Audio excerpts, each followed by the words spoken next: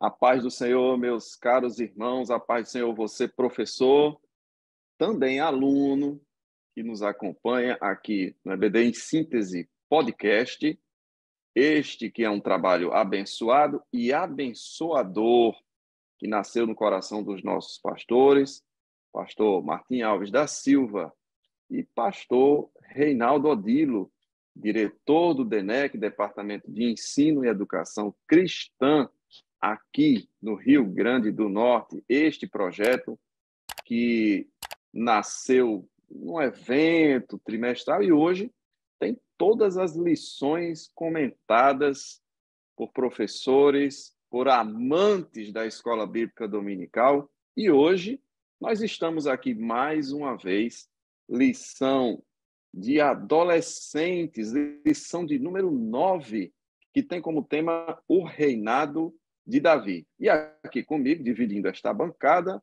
meus nobres irmãos e amigos aqui, o meu amigo João Felipe e o Marco Júnior, nosso diácono.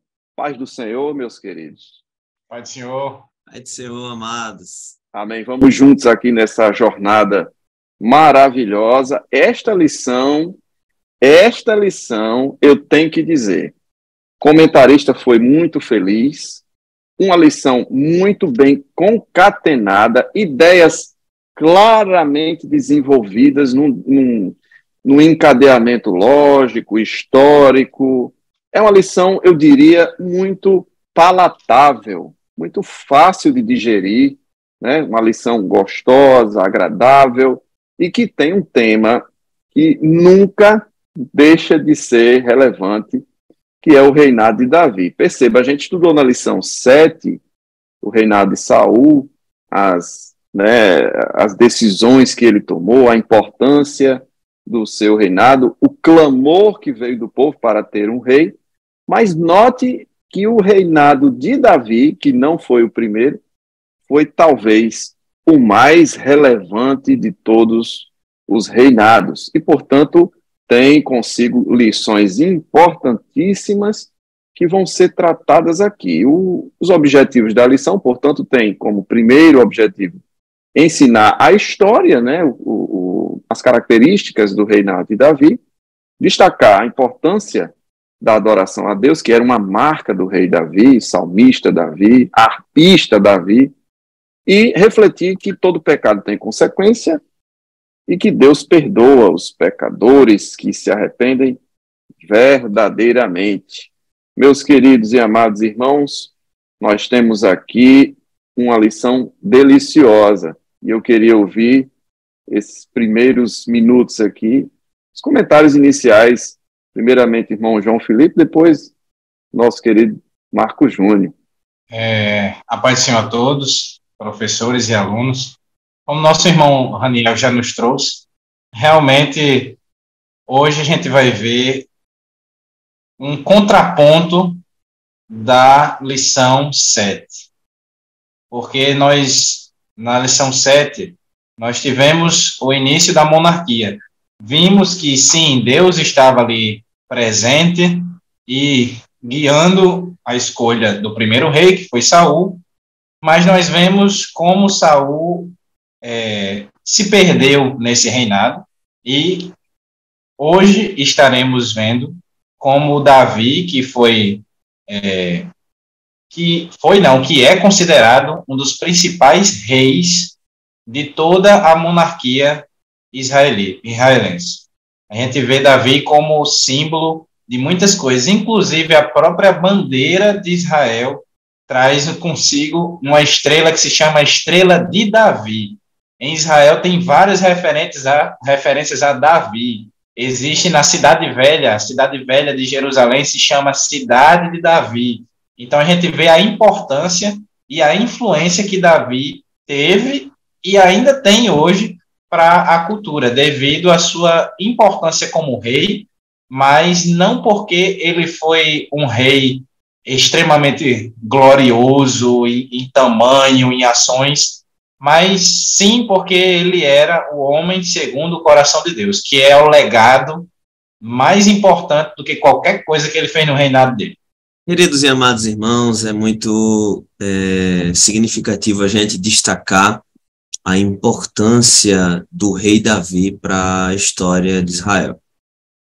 Nós vemos a necessidade, como o professor João falou, do povo de ter um rei, e Deus guia o rei. É muito importante dizer que a escolha do rei, ou a escolha da monarquia, do modelo de governo e de Estado, foi do povo.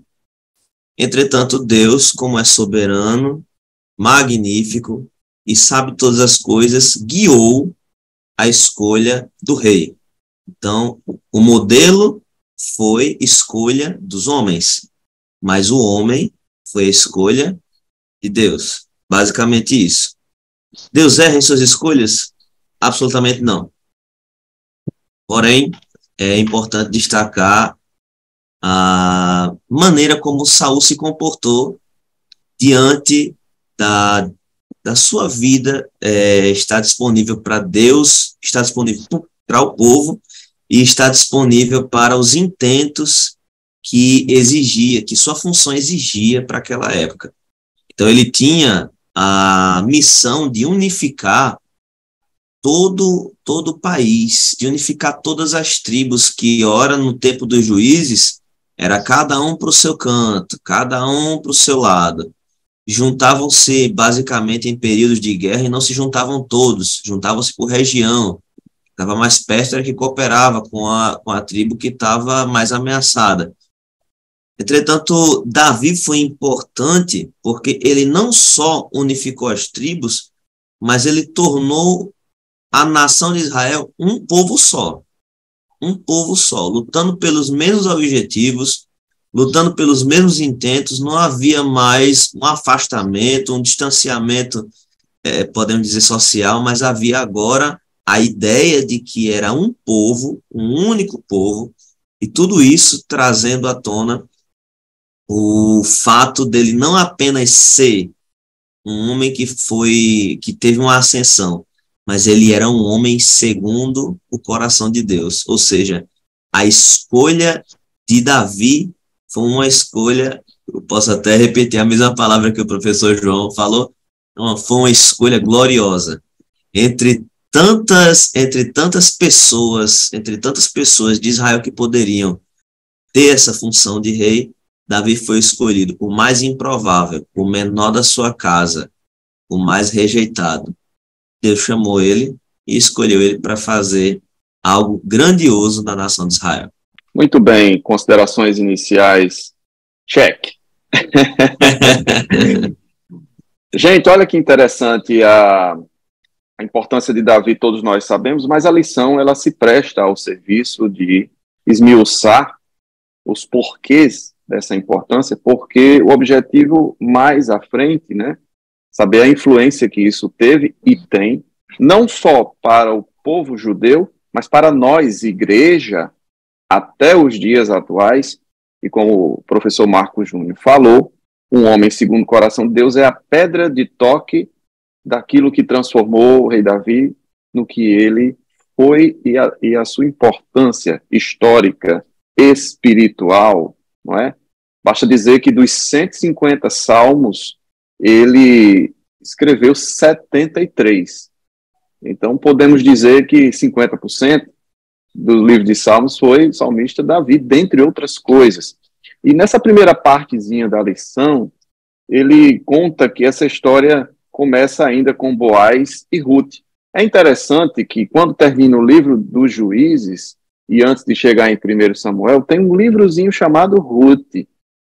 E por que esse livro está aí, nesta posição? Todos nós sabemos que a Bíblia foi organizada, né? Ele tinha rolos e rolos de livros, e homens inspirados por Deus organizaram a Bíblia. Mas colocaram o livro de Ruth aí, nesta posição, entre os juízes e o início do reinado de Saul e dos outros reis, porque este livro de Ruth se presta a contar a história da descendência do rei Davi, tamanha a sua importância. Você não vai encontrar um livro que conta a origem de Saul.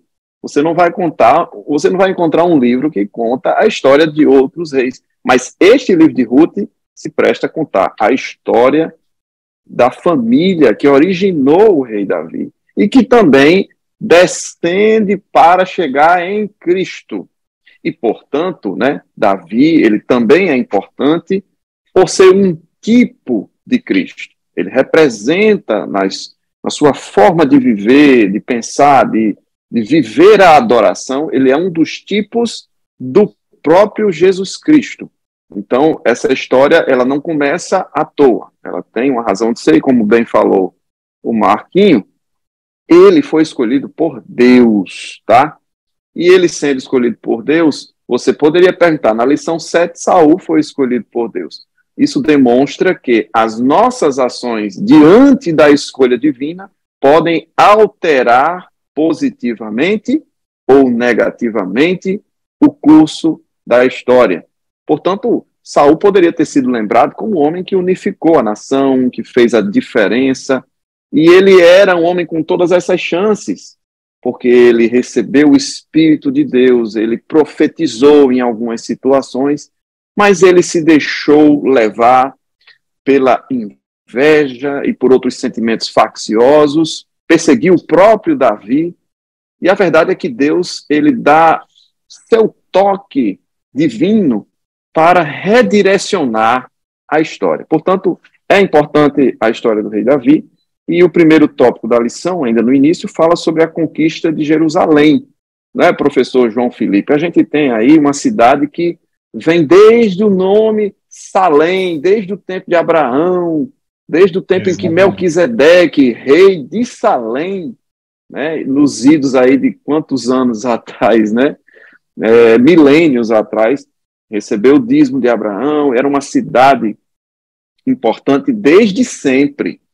E ali Deus traçou um plano para dentro daquela cidade, né, centralizar o governo daquele povo, que seria um exemplo para o mundo. E, portanto, ele inicia falando um pouco da história de Boaz, de Ruth, da descendência de Davi, mas ele já entra na questão da conquista de Jerusalém, né, professor João Felipe? Que aí tem um local que já funcionava como fortaleza, fortaleza dos jebuseus, né? O que é que a gente pode aprender nesse tópico aí, meu professor? É muito interessante ver como a cidade de Jerusalém ela se desenvolveu. Tem um videozinho que mostra o período da história e como foi a construção das muralhas e tudo mais, e é muito interessante, que a gente vê que, inclusive, Jerusalém era chamado muito pelo nome de Sião, porque os primeiros moradores daquela religião se estabeleceram no Monte Sião. Jerusalém hoje, e depois de ser expandida, ela compreende dois montes, o Monte Moriá e o Monte Sião. E as primeiras pessoas se estabeleceram no Monte Sião. E depois, as primeiras muralhas, fortificações foram feitas lá na época já de Melquisedeque. A gente já tem ali algumas fortificações, mas elas realmente foram bem fortificadas na época dos jebuseus, quando os jebuseus habitavam aquela região, que estabeleceram a fortaleza exatamente no Monte Moriá. Pegaram o Monte Moriá e fizeram ali sua fortaleza no pé do Monte Moriá. Eles não estenderam muito a fortaleza para cima, mas quando Davi ele chega a conquistar Jerusalém, é interessante que uma estratégia que ele usa para invadir é entrar pelo aqueduto, porque existia uma fortificação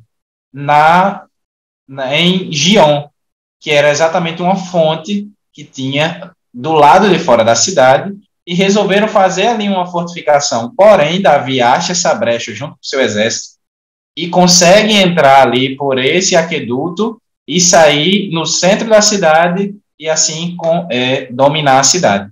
Interessante que, apesar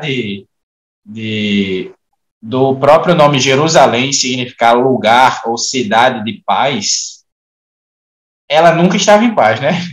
É interessante isso, porque Jerusalém é como os próprios profetas vão dizer, ela foi uma vinha plantada num lugar alto, que as nações iriam olhar e iriam até vidimar aquela vinha, mas que as suas raízes não sairiam dali.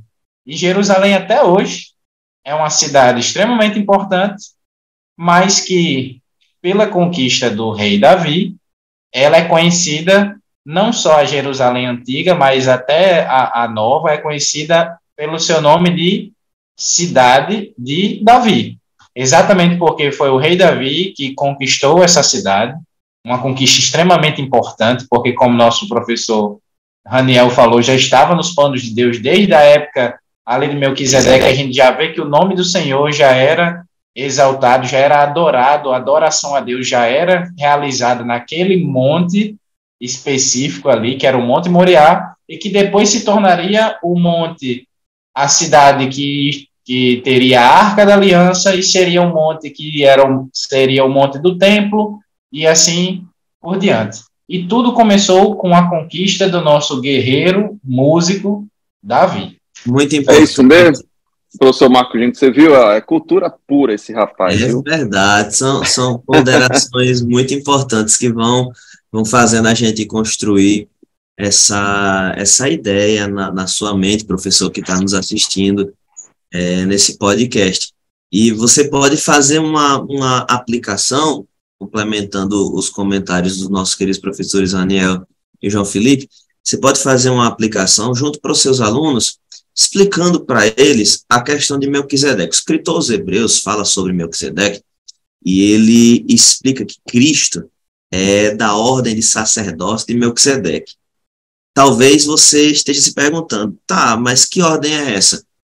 Você não vai ver descendência de Melquisedeque, nem posteridade de Melquisedeque. Melquisedeque só está posicionado na Bíblia naquele momento. Daí, estudos e interpretações bíblicas atribuem a ordem sacerdotal de Melquisedeque como uma ordem eterna. Associando isso à questão da cidade de Jerusalém, você vai ver, vai entender e compreender e passar para os seus alunos que a cidade de Jerusalém, ela não é apenas algo simbólico neste mundo, mas ela é muito mais do que isso. Ela é o símbolo do reinado de Deus durante toda a posteridade, durante todos os tempos, durante todo o universo.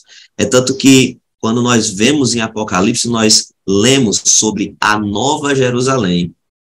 Então, não é sobre o local, mas é sobre o significado, que até o próprio nome da cidade dá a ideia. Como os nossos professores falaram, a cidade vem lá de Salém, que foi quando Abraão se encontrou com Melquisedeque, e ele viu que era rei de Salém, aquela coisa toda. Então, Salém significa harmonia. Jerusalém, lugar de paz. Tudo isso você pode perceber que é um apontamento para a eternidade. Se a gente tivesse aqui falando para vocês dessa lição e a gente não apontasse nem para Cristo, nem para a eternidade, estava meio ruim o negócio. Mas, literalmente, toda a Bíblia aponta para Cristo e aponta para a eternidade. O professor Raniel foi muito feliz ao citar a questão de Davi como um tipo de Cristo na questão da adoração, na importância da adoração. E Jerusalém é um lugar de adoração. Até hoje é um lugar de adoração. Pode falar, João. E sabe uma coisa que eu lembrei agora, voltando um pouco do que nosso irmão Raniel falou, sobre a linhagem de Davi? E interessante que, se a gente observar o texto do capítulo 1 de Mateus, né, a gente sabe que Mateus escreve para os judeus. Então, linhagem é extremamente importante você dizer de onde você veio para um judeu. E quando ele cita ali a linhagem, você vê que são pessoas tão improváveis para que se chegue à linhagem de Davi, e de Davi venha a raiz de Davi, que foi Cristo. O próprio Raabe está nessa genealogia. Depois Ruth, que é uma moabita. Você vê como Cristo, a linhagem de Cristo já vem redimindo as pessoas que nem faziam parte da lei da herança, É verdade. desde daquela época, quando a linhagem estava ainda começando a se formar. E o ponto de profusão, acho que de toda a linhagem de Cristo, salvo todas as pessoas que participaram, e sua importância totalmente já bem descrita na Bíblia, mas particularmente o ponto de profusão da linhagem de Cristo, de algo improvável e de uma história assim totalmente assustadora, mas ao mesmo tempo extraordinária, foi a história de Tamar com Judá, filho de Jacó. Uma história assim, improvável, é algo que você lê assim, você não imagina que daquilo ali vai sair a linhagem de Cristo. Porque Tamar casou com o primeiro filho de Judá. O filho de Judá morreu. O motivo vocês vão ler na Bíblia. Daqui a pouco, o segundo filho é dado a Tamar, morreu. Aí Judá ficou com medo. Não vou dar o terceiro filho a Tamar, não. É matadora de esposo, não vai dar certo, não. Daqui a pouco, ela se veste como meretriz. Ela se veste como meretriz, engana, ludibria Judá, fica com o seu lenço, com o seu cajado, com o seu sinete, tem a conjunção carnal com ele, e o que acontece? Dali vai seguindo a linhagem de Cristo. É dali. Ela deu à luz, se não me engano, a gêmeos. E desses dois filhos dela, de um deles foi que se seguiu a linhagem de Cristo. Mas, voltando para Davi, é muito importante a gente associar a questão da conquista de Jerusalém, o significado de Jerusalém, a simbologia de Jerusalém, ao que aponta para a eternidade. Enquanto no inferno é um lugar de dor, tortura, ranger de dentes, choro, tristeza, o céu, que é tipificado como a Nova Jerusalém, a cidade de Deus, a morada do Altíssimo, é um lugar de paz, de harmonia e de adoração. Muito bem, Marquinhos, você tirou as minhas palavras e agora eu não tenho mais o que dizer, porque você as tirou.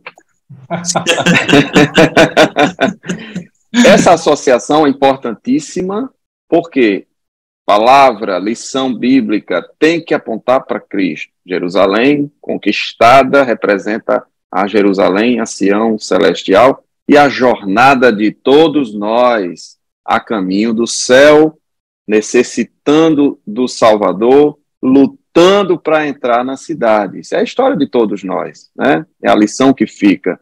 Pois bem, ainda na primeira parte da lição, nós temos o retorno da Arca da Aliança, e como o Marco estava comentando comigo antes da gente começar a gravar, fala-se sobre a tomada da Arca pelos filisteus, e depois fica na casa de dois homens, em dois momentos distintos. Estes homens, eles são abençoados por Deus. Davi se toca, a gente foca na adoração, mas ele vê que onde estava a Arca do Senhor estava a presença e, portanto, estava a bênção, né?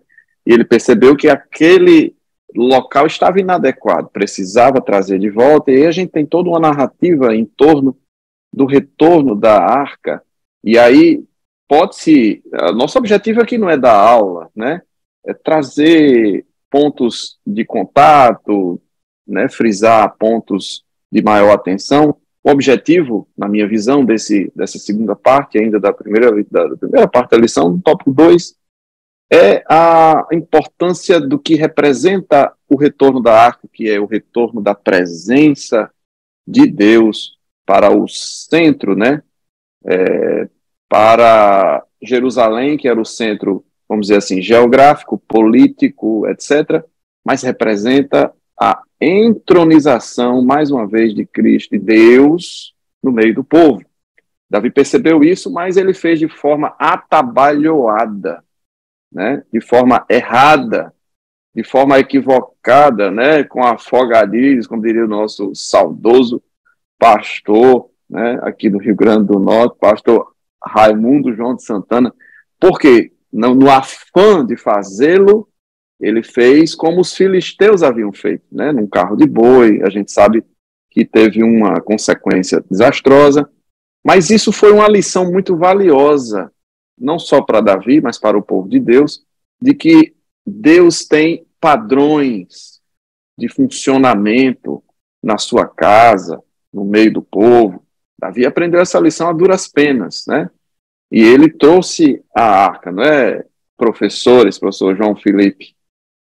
E sabe uma coisa que eu acho muito interessante, que os estudiosos vão dizer que o Salmo 24, que é de Davi, ele foi composto e era entoado no momento que a arca saía lá de Obed-edom, da casa de Obed-edom, e estava sendo levado para Jerusalém. Então, imagina a cena de Davi dançando na frente da arca, super feliz porque a arca estava indo para Jerusalém, e cantando: levantai, ó portas, as suas cabeças, levantai-vos, ó entradas eternas, porque vai entrando aí é o Rei da Glória.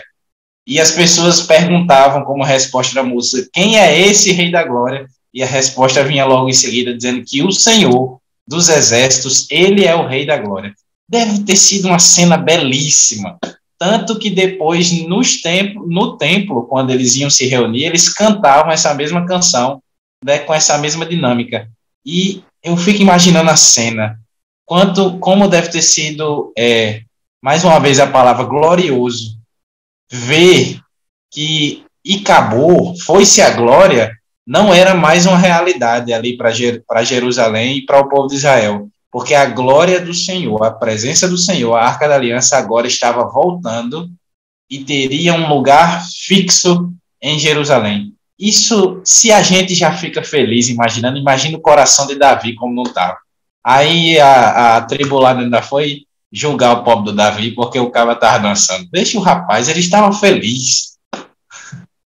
É verdade. E trazendo um pouco mais adiante, do ponto de vista histórico e significativo, você vê que quando a arca foi tirada de dentro do templo dos filisteus, o templo do deus Dagon, e foi levada a Bet-Semes, os Bet-Semitas trouxeram a arca para Kiriat Jearim, que é justamente a terra onde Abinadab morava.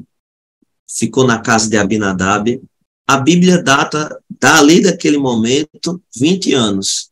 Porém, os estudiosos afirmam que a arca passou pelo menos ali entre distância do povo de Israel e até que Davi assumisse pelo menos entre 40 a 60 anos, longe do centro de adoração do povo do Senhor.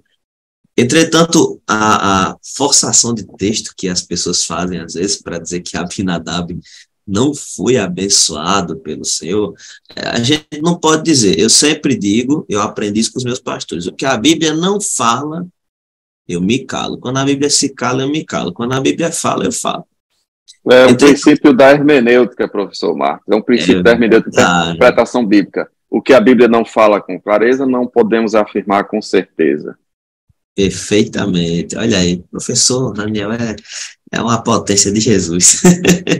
Mas trazendo esse entendimento, não foi o período que mais fez com que acontecesse uma tragédia na família de Abinadab.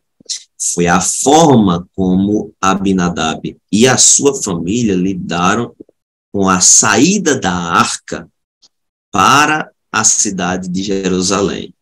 É muito interessante que a Bíblia fala que a ira do Senhor se acendeu contra os de Abinadab, estava guiando essa arca, a arca da aliança, para a cidade de Jerusalém. Faz-se necessário falar também que a arca, ela acabou caindo, despencando um pouco da carroça e dos bois, onde eles estavam guiando a arca para lá, só que o que aconteceu foi que Uzá foi tocar na arca e por um princípio que Deus havia estabelecido, Uzá acabou morrendo porque a ira do Senhor se acendeu contra ele. Daí, quando a arca chega a Obed-edom, ela passa pelo menos 3 meses. Aí a notícia, é por isso que você professor, tem que falar para o seu aluno. Não é o fato de Abinadab não ter sido abençoado, é que algo relevante aconteceu na vida de Obed-edom. Algo relevante aconteceu na vida de Obed-edom a ponto de ser descrito, basicamente ser descrito nas escrituras sagradas. Isso foi tão relevante na vida dele, a arca dentro da casa dele foi tão relevante que começou a abençoá-lo, a vida dele começou a ser abençoada. Tudo que girava em torno da vida de Obed-edom começou a ser abençoado. Quando Davi teve notícia disso, disse, não, essa arca não pode mais ficar lá em Obed-edom, não. Ela tem que vir para cá. E por isso, o rei Davi se coloca a fazer agora o que é correto. Isso vale para você até aplicar para os seus alunos. E professor, aplica para os adolescentes. Os adolescentes geralmente estão querendo agora começar a pregar, dar sua saudação na igreja. Ensina para eles que a presença não se manipula. Não se trata a presença de qualquer jeito. Não se trata das coisas sagradas de qualquer jeito. Não se trata do culto de qualquer jeito. O culto tem padrão, a presença de Deus é padronizada, a busca é padronizada, a busca pela presença ainda vem pela oração, a busca pela presença ainda vem pela leitura da palavra. Você pode aplicar isso para os seus alunos e dizer para eles que Davi entendeu e não deveria manipular, deveria só obedecer o padrão. Mandou os levitas, os sacerdotes, na verdade, os sacerdotes pegaram a arca, trouxeram a arca do Senhor nos seus ombros até a cidade de Jerusalém. O cortejo foi grande, a festa foi grande. O professor João até falou que Davi dançou e a sua esposa, Mical, olhou meio troncho para ele, né? Mas graças a Deus, Deus honrou o seu servo. É verdade, nós temos aí uma narrativa interessante de erros e acertos, de não observância à palavra de Deus, e é fato que esse modus operandi, essa liturgia da adoração a Deus precisa ser cumprida até hoje. Essa lição é valiosa, Davi aprendeu, sofreu para aprender, e tem aí a segunda parte da lição, e esse ganchozinho aí do grande erro de Davi, não posso deixar de falar que a beleza das escrituras é que elas não escondem, né? A escritura não esconde a nossa feiura como seres humanos, né? Falamos aí um pouco antes aí de Raabe, da questão de Judá com Tamar, etc. O fato é que a feiura humana, o pecado humano não tira a beleza de Cristo. Pelo contrário, ela evidencia a beleza de Cristo sobre as nossas misérias, né? Então, por que Davi é um homem segundo o coração de Deus se cometeu um erro absurdo, como é narrado aqui, e que a gente não precisa entrar em detalhes, mas a queda dele, a premeditação, né, o envio, e notem, o homem que era marido de Batseba era um homem da extrema confiança e até parente de Davi, e para ele ver Batseba desnuda ou ele desejá-la, este povo da alta confiança estava circunscrito na cidade, tá certo? Porque para que ele tivesse contato visual eram pessoas próximas de confiança, pessoas de alto escalão, como era o marido de Batseba, o general, e que se negou a encobrir ou participar daquele plano ardiloso de Davi, ou seja, uma coisa horrorosa. Mas a palavra de Deus, ela nos traz isso com muita clareza, né? Com muita abertura, porque há uma lição nisso tudo, né? Isso precisa ficar claro, porque diante das nossas feiuras vem Cristo com a sua beleza, com o seu sangue, E assim como cobriu os pecados de Davi, é lógico, houve um procedimento, o profeta Natã, houve todo um acontecimento, mas ele poderia ter mandado matar o profeta Natã. Ele poderia ter mandado outras pessoas para a cadeia ou para a morte, perpetuando o seu crime, né? Sepultando a sua história. Mas por que a Bíblia fala que ele é um homem segundo o coração de Deus, Marquinhos? Me diga aí.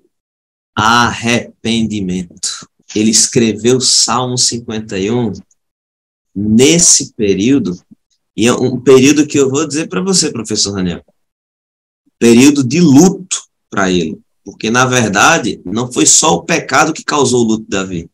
A própria morte do filho ao qual Batseba havia engravidado dele também pesou na mente de Davi. E Davi, em meio a tudo isso, Davi escreve o Salmo 51 e diz: cria em mim um coração novo, renova em mim o espírito reto, não me lances fora da tua presença, nem retires de mim o teu espírito, torna a dar-me a alegria da tua salvação. Purifica-me, Senhor, purifica-me com o sopro, purifica-me com o teu sangue. Foi basicamente isso que Davi disse. Então Davi arrependeu-se. Então o maior legado que o nosso Davi pode nos deixar, por incrível que pareça, não é do gigante que ele derrubou.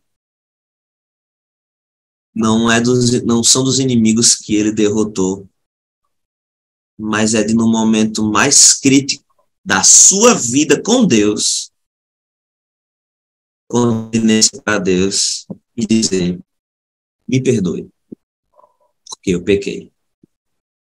O arrependimento é o sinal da graça na vida de alguém. O arrependimento... Interessante, né? Interessante, Marquinhos, que ele é o arrependimento seguido da adoração, né? Da adoração. Ato contínuo. Ato contínuo.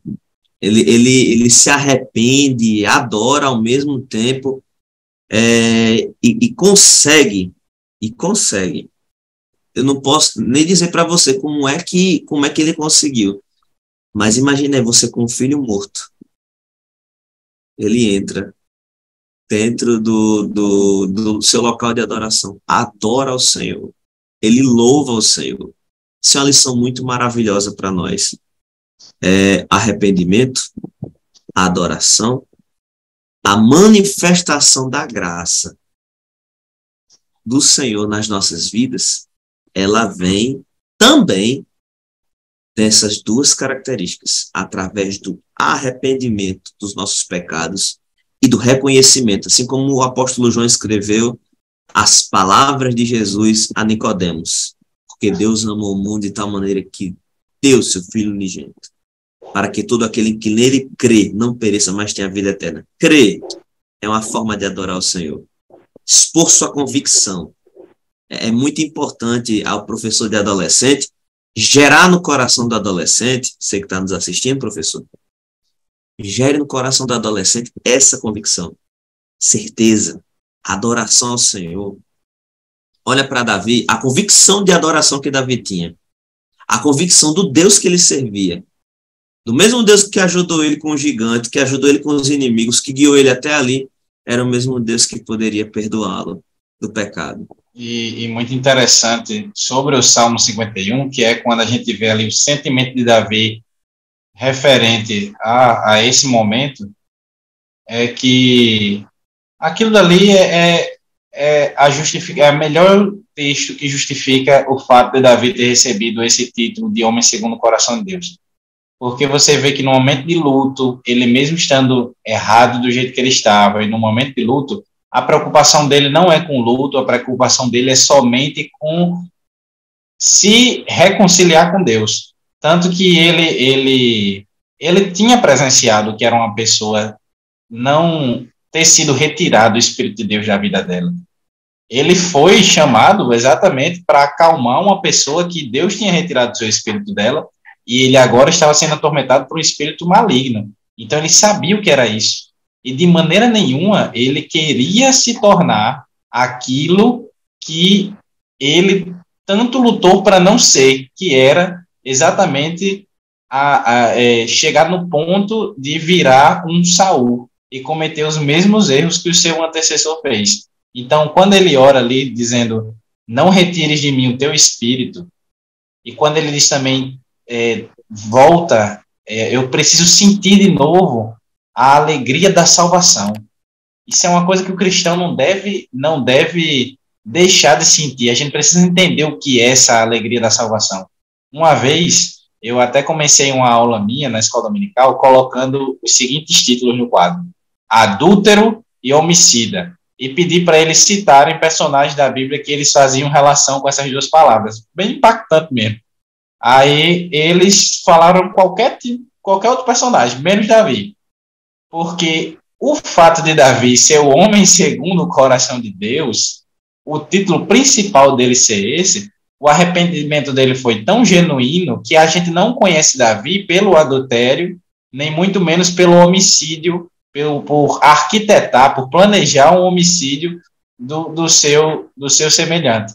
A gente conhece ele pelo momento que ele se arrepende, pelo momento que ele deixa tudo de lado e simplesmente adora Deus e se reconcilia com ele. Percebam que a gente está falando aí de arrependimento, adoração, e eu quero asseverar uma coisa aqui, mas se segurem aí, não vão ficar com raiva de mim, não. O que tira uma pessoa do céu não é o pecado, porque todos pecamos e essencialmente somos pecadores. O que nos tira do céu é desprezar o sacrifício de Cristo na cruz. Isso sim, algo imperdoável. Então, Davi, ele conseguiu entrar para a história como um tipo de Cristo, o rei, provavelmente o mais importante, como homem segundo o coração de Deus, né? E ele só não entrou para a história como aquele que construiu o templo porque o Senhor, Deus, interviu e disse, tem muito sangue nas tuas mãos, quem vai construir é teu filho. Mas ele ainda fez a logística, viu, Marquinhos? Preparou tudo pronto. Todos os deixou tudo pronto, almoxarifado, chave na mão. Ponto de agulha. Então percebam, este homem tinha o coração voltado, né? Tinha o coração voltado para a adoração, em cumprir as ordenanças, né? Tem um pontozinho aí para a gente destacar, que é o seguinte: existe uma ordenança na palavra de Deus que todos os reis deveriam ter uma cópia da lei assim, na cabeceira da sua cama, e muitos falharam. Se Davi tivesse isso, ele teria acertado ainda mais, porque ele se deixou levar pelo carro de boi dos filisteus, botou a arca e tal. Se ele tivesse a cópia da lei, assim, tivesse estudado com mais afinco, ele teria errado menos, né? Mas ele foi um homem que acertou mais do que errou.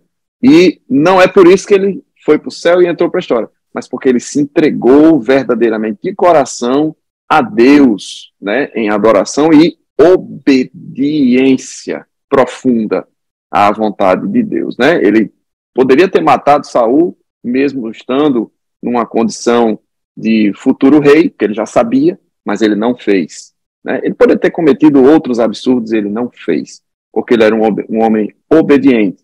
Portanto, a gente tem aqui já 2 grandes objetivos da lição cumpridos, né? A gente falou sobre a história, falou sobre a importância da adoração, que está ali representada em Davi, e a gente tem aí um reflexo das escolhas e do pecado, né, que é a terceira parte da lição, e aí vem essa explicação: o homem segundo o coração de Deus. Ele, assim ficou conhecido, mas as consequências do seu pecado não foram retiradas por Deus. A sua família se tornou uma família sanguinária, uma família que fez um motim contra o próprio pai, contra o rei, que cometeu crimes sexuais, ou seja, ele recebeu na mesma moeda, em doses cavalares.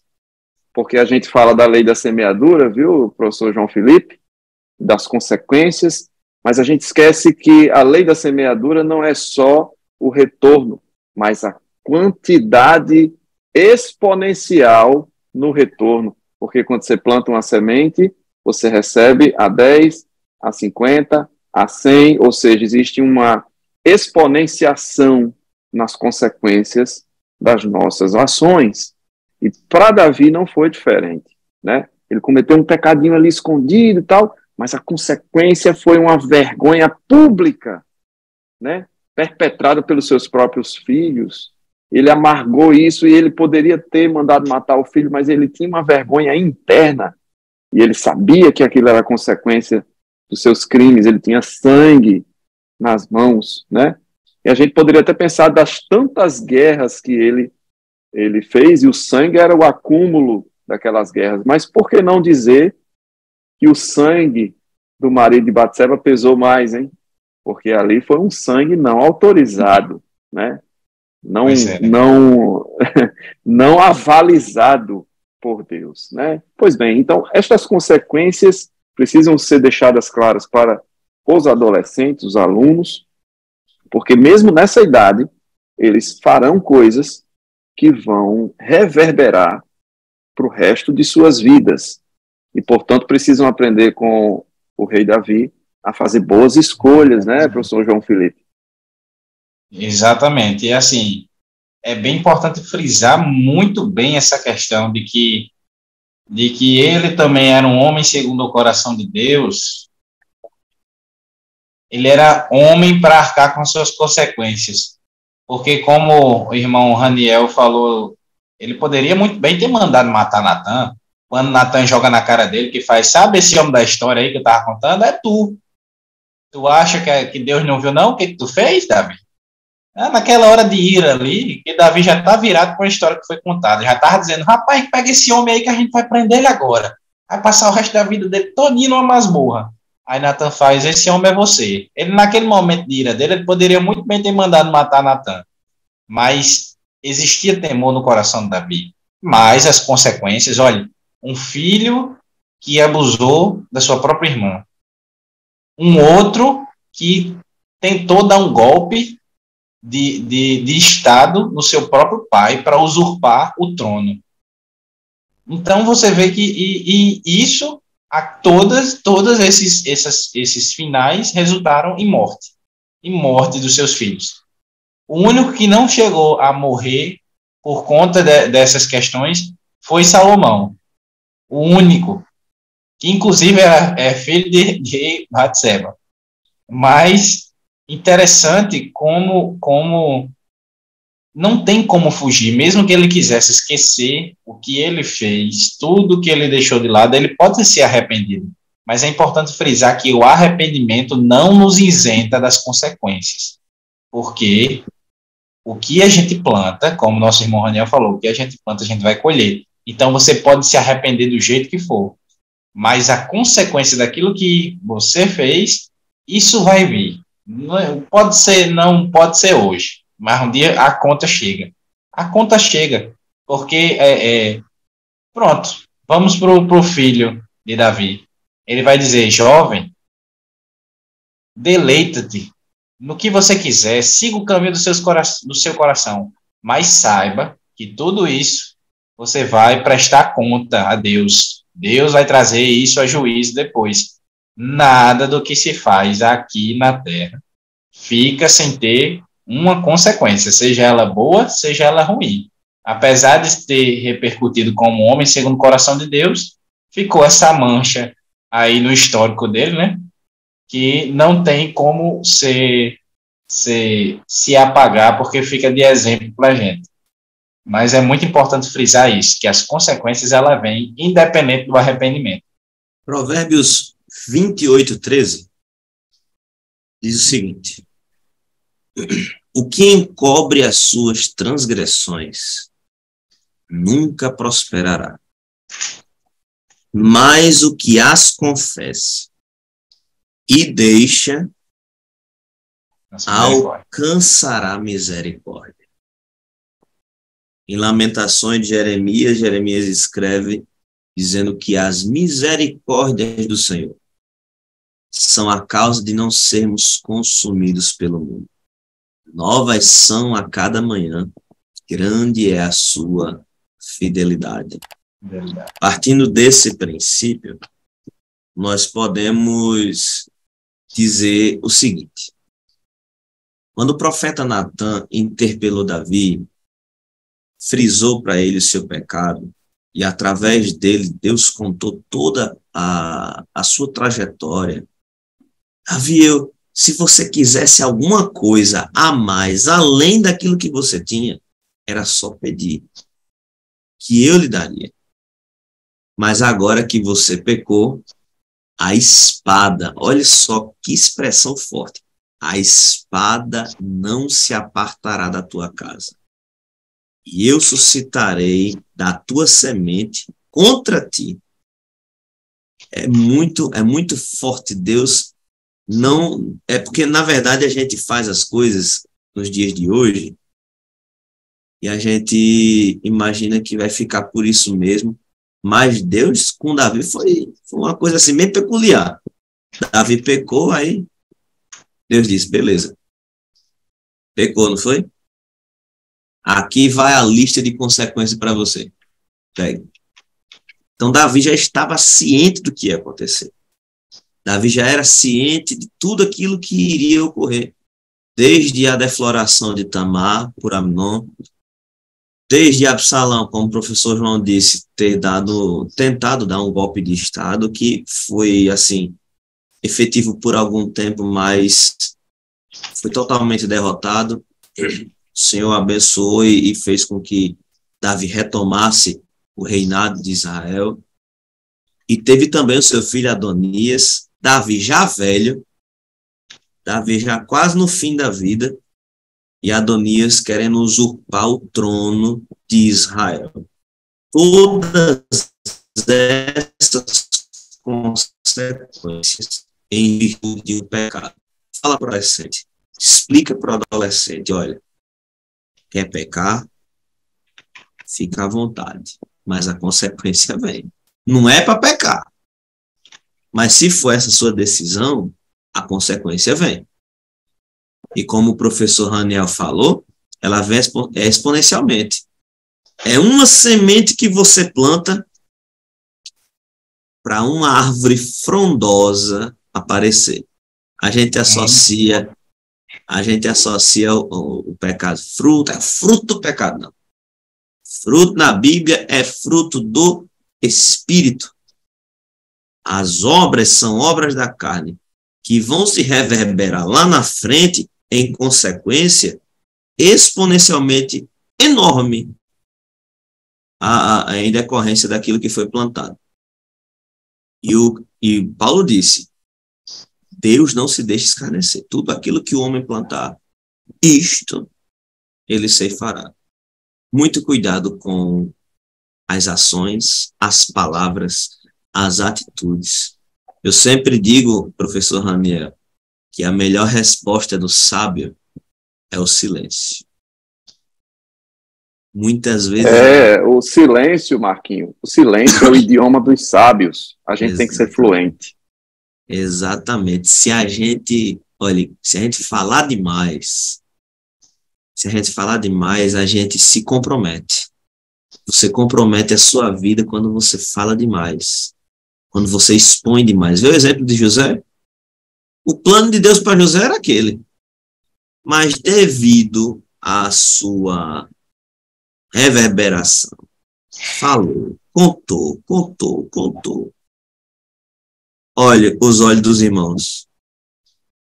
Deus tinha um projeto na vida daquele rapaz. Mas sempre que contamos os nossos projetos e nossos sonhos para as pessoas erradas, ocorrem alguns deslizes no meio do caminho. Às vezes nem nossos, mas ocorrem conosco. Então, é muito importante dizer isso para o adolescente. Situar o adolescente nisso. Permanece em silêncio, permanece na presença, permanece adorando, permanece louvando, engrandecendo o nome do Senhor. Se confessa, chama o adolescente para conversar. Você é professor na sua sala. Você tem a abertura de chegar perto do adolescente e perguntar para ele o que está acontecendo. Você é líder de jovens e adolescentes. Você que está na classe adolescente, se conscientize disso.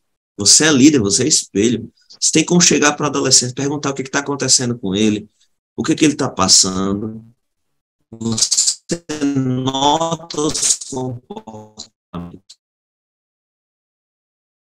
e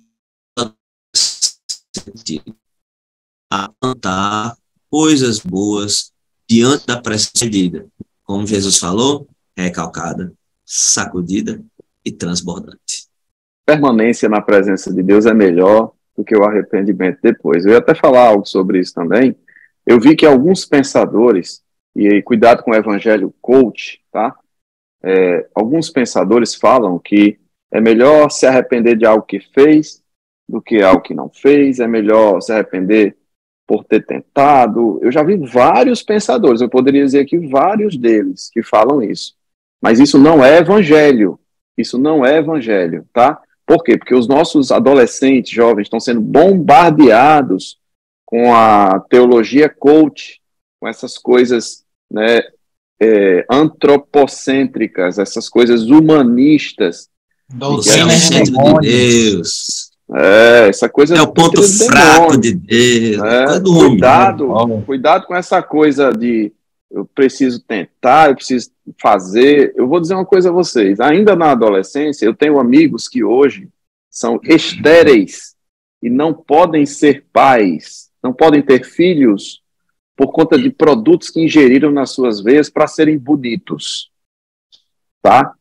E outras coisas mais, gravidez fora do tempo, problemas de comportamento, problemas familiares, problemas seríssimos que foram consequência de ações ainda na adolescência, tá certo?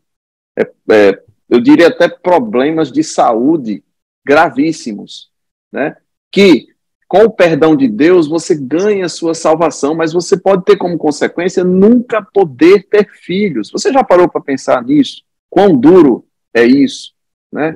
Então, jovem, adolescente, não queira usar essa ferramenta chamada arrependimento. O melhor é não precisar se arrepender por ter pensado melhor nas decisões, por ter balizado a tua vida na palavra de Deus, por ter aprendido com os erros que os outros cometeram e não que você cometeu, tá? Esse é o melhor. Melhor obedecer do que sacrificar, né?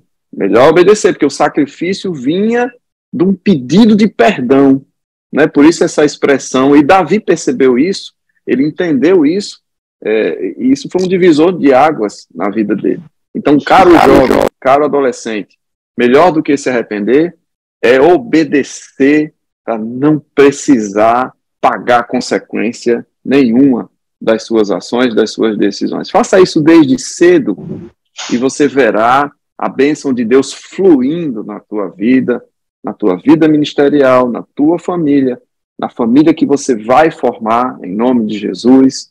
Faça isso com muita temperança, com muito domínio próprio, porque não precisará se arrepender. E assim, eu encerro a minha participação, são as minhas considerações finais, transmito para os meus caros professores também fazê-lo neste momento.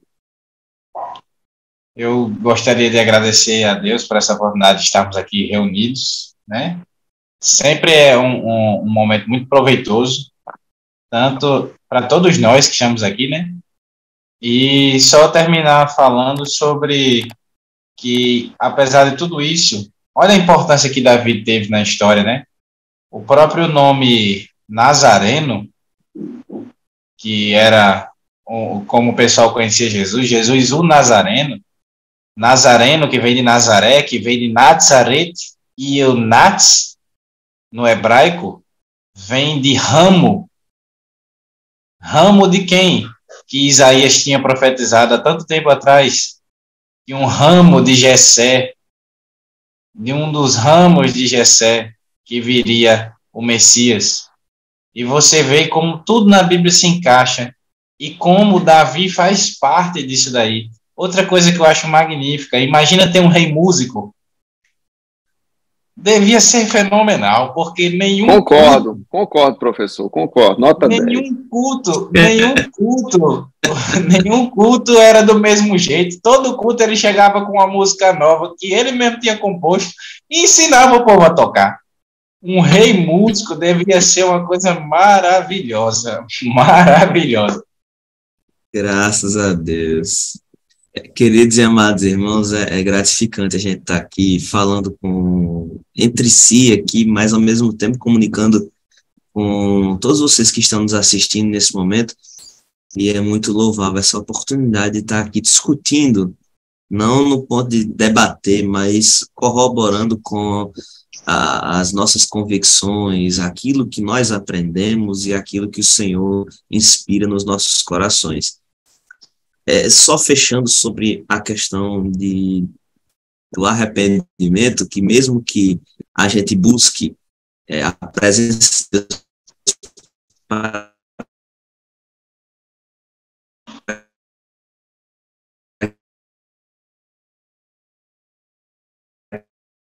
não precisa depender de aqui no 15 e 10. Eu digo que, da mesma forma que a alegria na presença dos anjos por um pecador que se arrepende. Então, imagina só, a alegria que houve no céu quando Davi não, Senhor, e de fato se arrependeu. Porque pedir perdão e se arrepender são duas coisas totalmente distintas. Perdão você pede, e é necessário pedir perdão. Você pede perdão se você pecou contra a igreja, pede perdão a Deus e a igreja. Você pecou contra o seu familiar, você pede perdão ao seu familiar.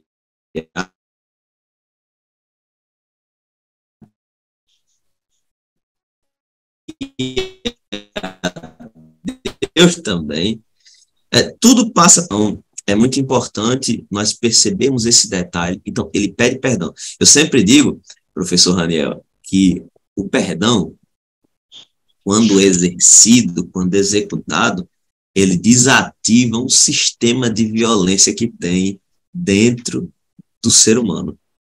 Ele é desativador. Ele é como aqueles policiais que vão desativar a bomba no meio da rua, pronto. Assim é o perdão. Ele desativa. O perdão e o arrependimento é diferente de remorso. Verdade. Pedro se arrependeu. Judas teve remorso. Teve remorso. É desse jeito. Então, a partir do arrependimento, a gente pede perdão, e o perdão em si é uma atitude de inteligência, e a Bíblia nos ensina a perdoar. É importante perdoar.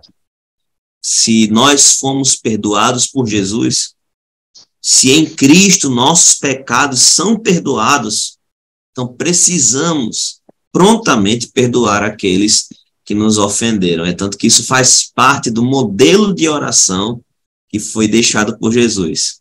Não é que aquilo vai ser a sua oração, mas é um modelo de oração, contato que nós precisamos executar com o Senhor. E trazendo para o arrependimento, que já é diferente, o arrependimento é quando você disponibiliza a sua vida, disponibiliza o seu caráter para uma mudança radical que o Senhor vai fazer dentro do seu coração, a partir do seu posicionamento de perdoar, de ser perdoado. Perdoou? Ok, dá o próximo passo, se arrepende, deixa. Confessou? Confissão aqui é o mesmo que ou pedir perdão ou ser perdoado, é a mesma coisa. Agora você deixa. Porque se o perdão é uma ação verbalizada, o arrependimento é uma ação dentro do caráter que transparece nas suas atitudes, nas suas ações, no seu modo de viver.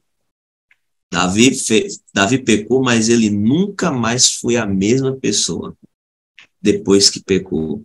Porém, ele foi muito melhor daquilo que ele imaginava que seria, que ele se arrependeu, deixou e alcançou a misericórdia do Senhor através do arrependimento e do perdão do Senhor. Amém. Gostei das colocações a respeito do perdão, porque assim que nós perdoamos, na mesma medida o Senhor nos perdoa. Isso é importantíssimo, porque não há ninguém que não peque, Romanos 3:23, né? Nenhum só. Então, sabendo disso, a gente é humilde para reconhecer os erros e a gente é amoroso para perdoar aquele que errou para comigo. Dessa maneira, Deus nos abençoa a todos, né? E aprendemos com o salmista Davi, aprendemos com a palavra de Deus e crescemos um pouquinho mais.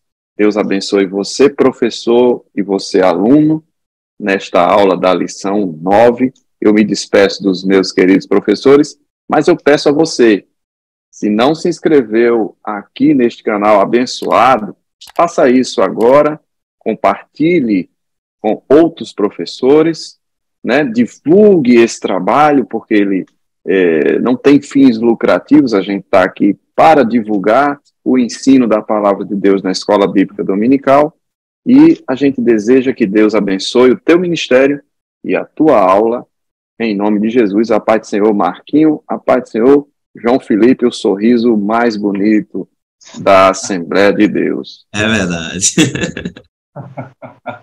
Pai do Senhor. Pai do Senhor.